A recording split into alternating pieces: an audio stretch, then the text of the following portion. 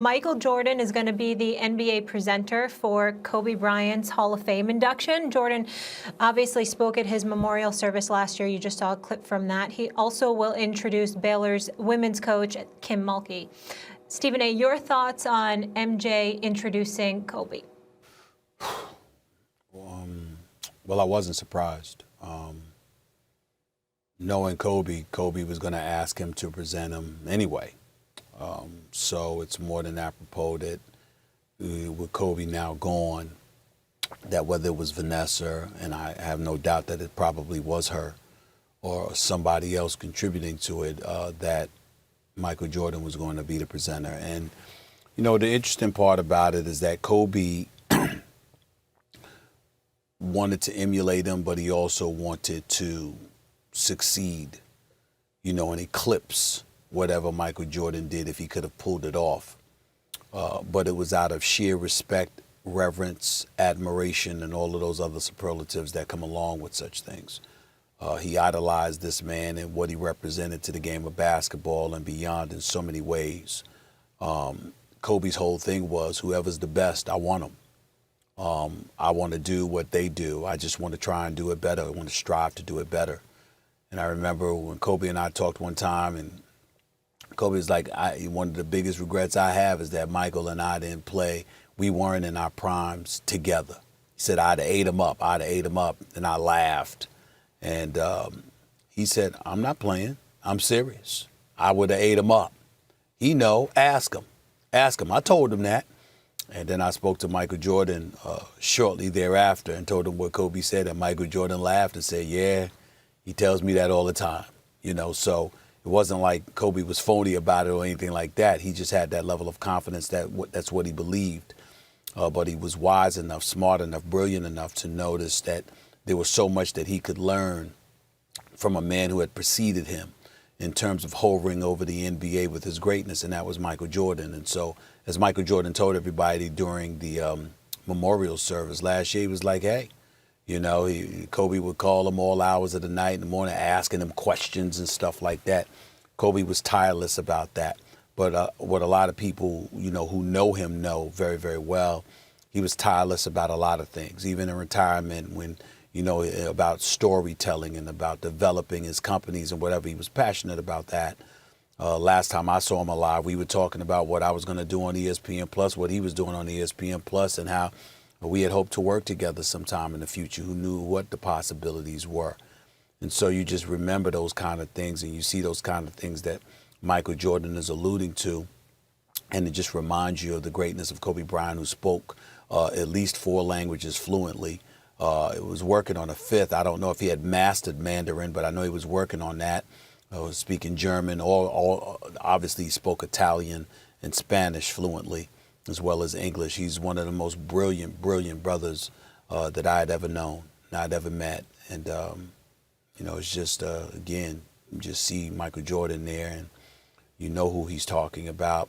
And it's just incredibly sad that we're sitting here in the year 2021 and Kobe Bryant is gone because of a helicopter accident. It's just devastating.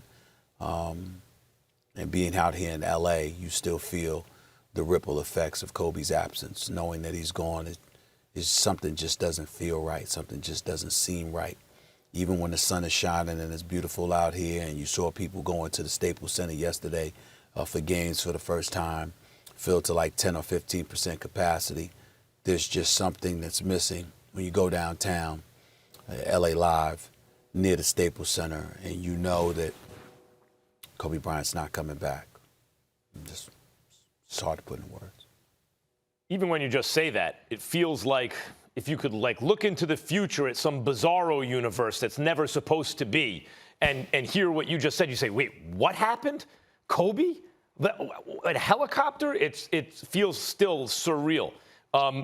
In terms of Michael Jordan presenting Kobe Bryant at the Hall of Fame, that's perfect. I'm trying to think of anything that compares in American sports history. 2 superstars like Kobe. Look, Kobe's dad is Jelly Bean Bryant, right? But emotionally, psychologically, for the American sports psyche, Kobe is son of Michael Jordan. Michael Jordan came first, and Kobe is almost like a clone. They are the same height, the same size. They had the same game. Kobe's game is modeled after Jordan. Even kind of mannerisms and tone of voice and I mean, everything. It's almost, even the numbers they put up, even the number of championships. Kobe, as I said, Stephen A., after the tragedy occurred, the entire world wanted to be like Mike. If I could be like Mike, that was the commercial campaign, right? Everyone, even when I was, 12 years old, my tongue's hanging out of my mouth while I'm jumping 2 inches off the ground, right? Everyone wanted to be like Mike. One man almost did it.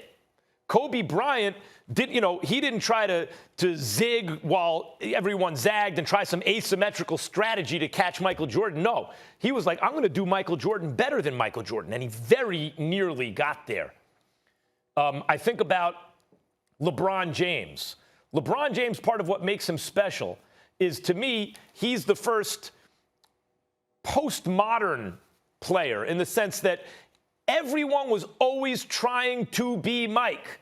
And LeBron came along and, it's kind of escaped the anxiety of influence. There's a famous Shakespearean and literary critic, Harold Bloom, Stephen A., talked about the anxiety of influence.